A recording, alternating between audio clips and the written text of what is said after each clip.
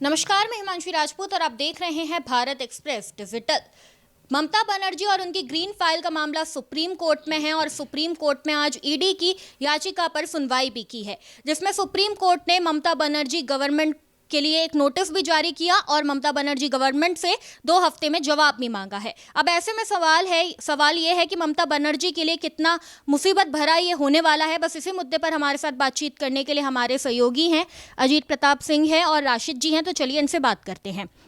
तो सबसे पहले मैं आपसे ये जानना चाहूँगी कि जैसा कि आज सुप्रीम कोर्ट में बहुत सख्त सवाल ममता बनर्जी की और पार्टी से किए गए, और ममता बनर्जी के लिए अब ये कितना मुसीबत वाला होने वाला है?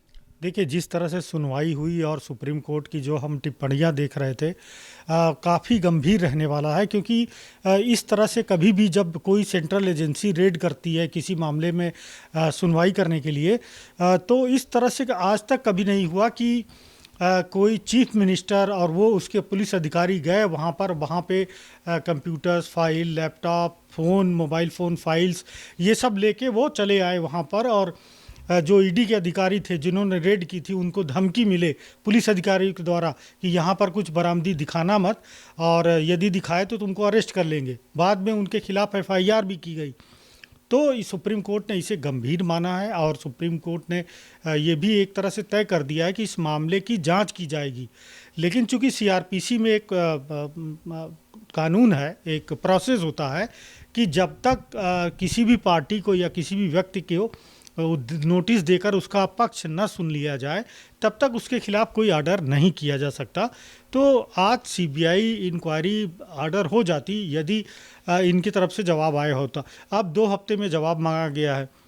2 हफ्ते में जब जवाब आएगा, 3 फरवरी को जब सुनवाई होगी, तो निश्चित तौर पर सुप्रीम कोर्ट या तो किसी केंद्रीय एजेंसी से, सीबीआई से, या कोई एसआईटी बनाए या कुछ जुडिशियल अफसर्स का कोई एक पैनल बना के इस पूरे मामले की जांच की जाएगी। क्योंकि हाई कोर्ट में भी जब मसला गया पहली बार, तो वहाँ पर भी सुनवाई नहीं हुई और काफ़ी जिस तरह से ईडी ने आरोप लगाया कि टीएमसी के काफ़ी समर्थक कोर्ट में इकट्ठा हो गए और वहाँ पर हंगामा हुआ, उसके चलते सुनवाई नहीं हो पाई है। तो इसे कोर्ट ने गंभीर मामला माना है और एक तरह से संकेत दे दिए हैं कि इसकी जांच बहुत ज़रूरी है। ये टिप्पणी की है, ऑर्डर में भी लिखा है। लेकिन चूंकि इन सब से जवाब मांगा गया है, तो 2 हफ्ते बाद इनका जवाब आ गया और 3 फरवरी को उम्मीद है कि शायद इनके खिलाफ जांच के आदेश दिए जा सकते हैं।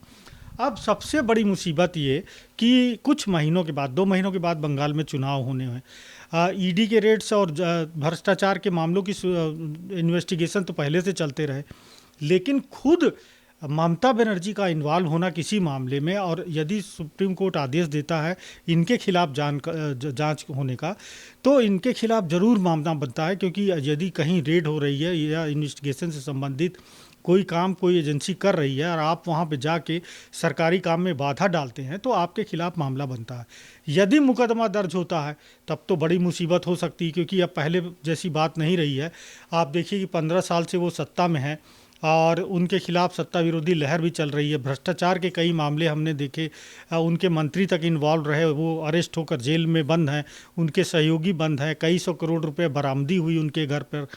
और जो माइनॉरिटी सबसे बड़ी ताकत थी ममता बनर्जी की, वो भी इस बार ऐसा लग रहा है कि शायद कुछ छिटक जाएंगे। वैसा एक तरफा जो सपोर्ट रहता था माइनॉरिटीज़ का, इस बार नहीं लगता। क्योंकि हुमायूं कबीर जो इनके पार्टी के विधायक थे, वो अलग हो चुके हैं, अपनी अलग पार्टी बना लिया है। और ख़ास करके जो सीमावर्ती इलाके हैं बांग्लादेश के, वहाँ पर वो प्रभाव डाल सकते हैं और टीएमसी का नुकसान हो सकता है। ऐसे में ये मामला आकर यदि इनके खिलाफ जांच होती है, तो निश्चित तौर पर पॉलिटिकली बहुत मुसीबत हो जाएगी ममता बनर्जी के लिए।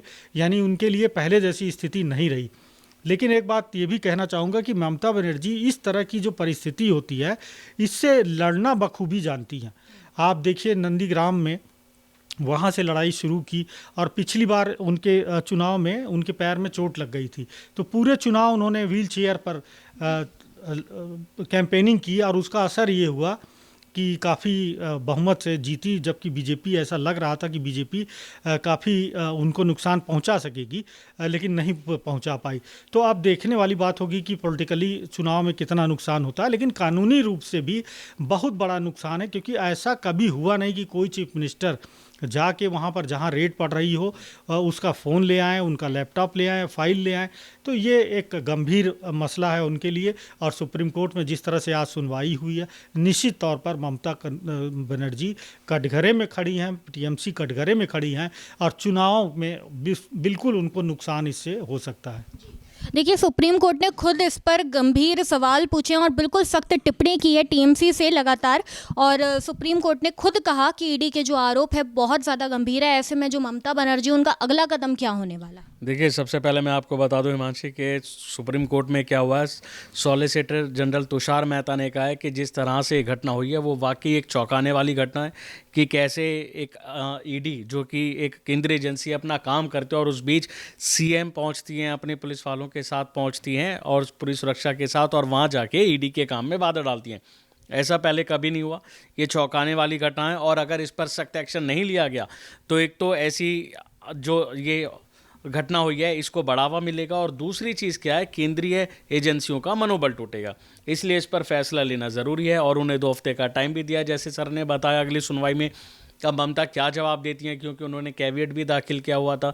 अब ममता अपनी रिपोर्ट में क्या जवाब देती हैं, क्या अपना पक्ष रखती हैं, वो देखने वाली बात होगी। क्योंकि जिस ग्रीन फाइल को लेकर ये सारा मामला टिका है, ये जो ग्रीन फाइल मैं आपको दिखाना चाहता हूँ, इसी को लेकर सारी कहानी बनी हुई है कि आखिर इस ग्रीन फाइल में क्या है, क्यों इसे ममता लेने के लिए बेकाबू हुई। जब ईडी वहाँ पर अगर जांच वहाँ कर रही थी, वो मामला नया नहीं है, वो मामला पुराना है जिसको लेकर ईडी आईपैक के दफ्तर पहुँची थी। और इसी बीच ममता बनर्जी आ धमकती हैं और वहाँ से ये ग्रीन फाइल ले जाती है। अब सबसे बड़ा सवाल ये है कि आखिर ममता बनर्जी इस ग्रीन फाइल को लेने के लिए इतनी उतारू क्यों थी। इस ग्रीन फाइल में ऐसा क्या है, जब चुनाव संबंधी जानकारियां थी, जैसा कि उन्होंने आरोप लगाया कि सरकार ये जानकारी हमसे लेना चाहती है, तो आखिर ऐसी इसमें क्या इन्फॉर्मेशन थी। और दूसरी चीज़ कि ईडी अधिकारी का फ़ोन भी लिया ममता बनर्जी ने, ये भी आरोप लगाया है। तो कई सारे आरोप जो हैं, अधिकारी का नहीं, जो प्रतीक जैन है आईपैक, जी उनका फ़ोन ले गए। अच्छा, उनका भी फ़ोन ले गए, ऐसा भी इसमें जी, ऐसा भी ये आरोप लगाया। लेकिन अब देखने वाली बात यह है कि ईडी के काम में जो बाधा डली है, ऐसा पहले तो कभी नहीं हुआ।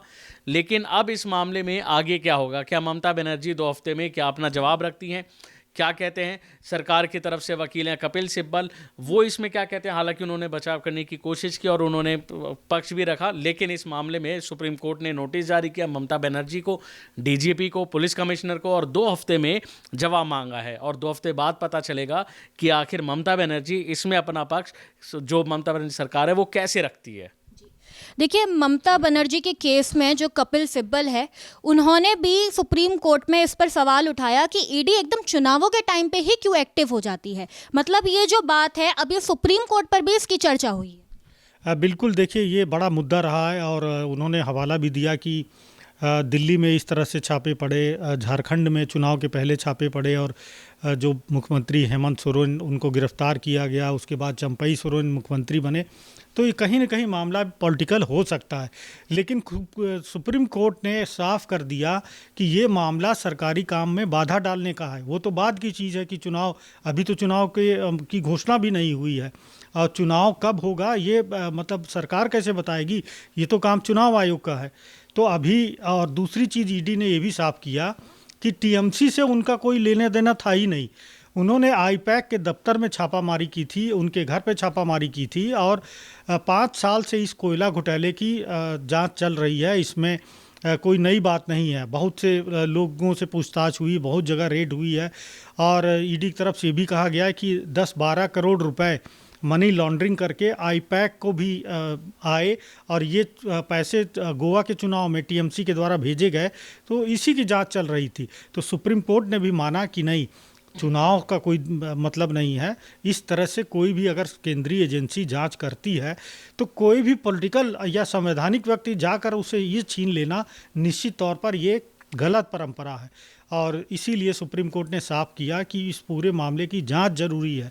ये भी जांच जरूरी है कि कलकत्ता हाई कोर्ट में जब इस मामले की सुनवाई थी तो कैसे इतने लोग पहुंच गए कि वहां पर सुनवाई मतलब नहीं हुई और जज को मतलब वापस जाना पड़ा, जो है उन्होंने सुनवाई ही नहीं की।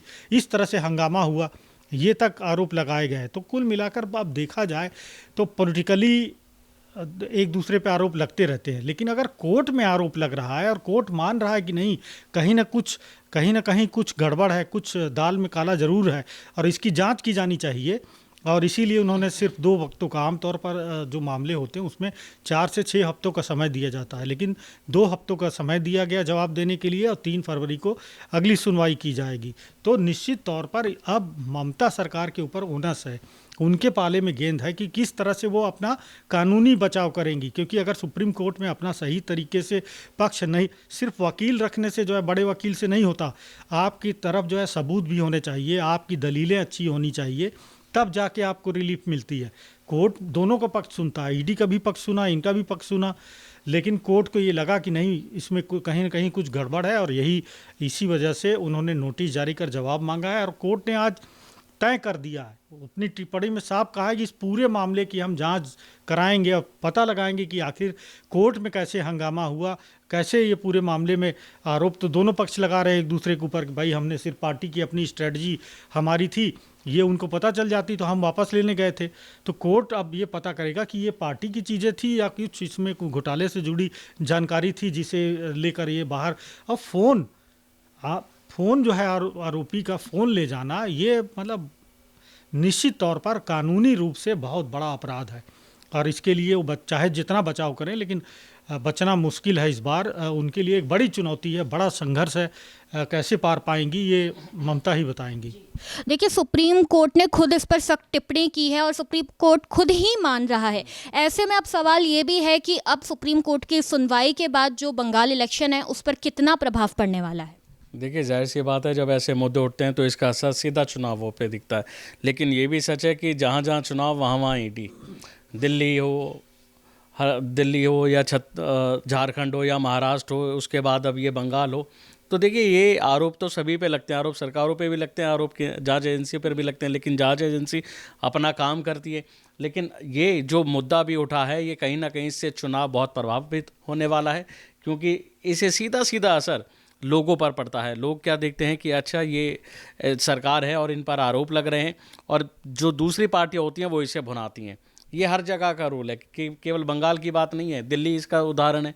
आप दिल्ली में देख लीजिए, उससे पहले कहीं जहाँ जहाँ चुनाव है, जहाँ जहाँ सरकार नहीं है, वहाँ ऐसे मुद्दे क्रिएट होते हैं, ताकि मुद्दे क्रिएट कराए जाते हैं, ताकि उनकी खामियां दिखाई जाती हैं। कितने सालों से सरकार अगर सत्ता में रही है तो आखिर उन्होंने क्या कराए, उन्होंने अच्छे काम करे हैं तो उन्होंने बुरे काम क्या करे हैं, वो क्या क्या उन पे आरोप है, भ्रष्टाचार के उन पे आरोप हैं, किस कामों में वो लिप्त हैं। क्योंकि ममता सरकार देखा जाए तो काफ़ी पहले से वहाँ से सरकार चलती आ रही है, और ऐसे में उन्हें हटाना बहुत बड़ा, मैं बता दूं, बीजेपी कंपटीशन में और उनके लिए भी काफ़ी टफ है, क्योंकि जो दाव सरकार चलती है, ममता बनर्जी एक पूरी अपनी राजनीति में माहिर हैं, एंड में कोई ना कोई ऐसा दांव खेली जाती है जिससे सारा वोट उन्हीं के पक्ष में होता है। देखिए, इस बार बीजेपी भी कॉम्पिटिटर है, और साथ में हुमायूं कबीर जो खुद उनकी पार्टी के नेता रह चुके हैं, वो भी कॉम्पिटिटर है। देखिए, ममता बनर्जी के लिए इस वक्त ये स्थिति हो सकती है कि वो पहले अपनी पार्टी के भीतर लड़ें या पहले बाहर वालों से लड़ें। हो सकता है, ठीक है, एक तरफ उनकी बगावतें होती हैं, कई सारे नेता चले जाते हैं, लेकिन इसका पार्टी पे क्या असर पड़ेगा, इस पे वो वहाँ के जो इलाके हैं, उन इलाकों में उनका वोट प्रतिशत क्या है, कि जो नेता बागी हो रहे हैं उन्हें कितने वोट मिलते थे, उनका इलाके में एक प्रभाव कैसा है, इन सब चीज़ों का विश्लेषण किया जाता है। नेता टूट गए, नेता अपने साथ कई समर्थकों को भी ले जाते हैं, कार्यकर्ताओं को भी ले जाते हैं, इससे फ़र्क तो पड़ता है, लेकिन ये एक बड़े लेवल की चीज़ है। पता तभी चलेगा जब चुनाव होते हैं, वोट डलते हैं, कि आखिर इसका असर कितना हुआ, क्योंकि बीजेपी जो है कड़ी टक्कर दे रही है, और इस बार कोई कोताही नहीं है, कोई इसमें संशय नहीं है कि चुनाव बिल्कुल टफ होने वाला है।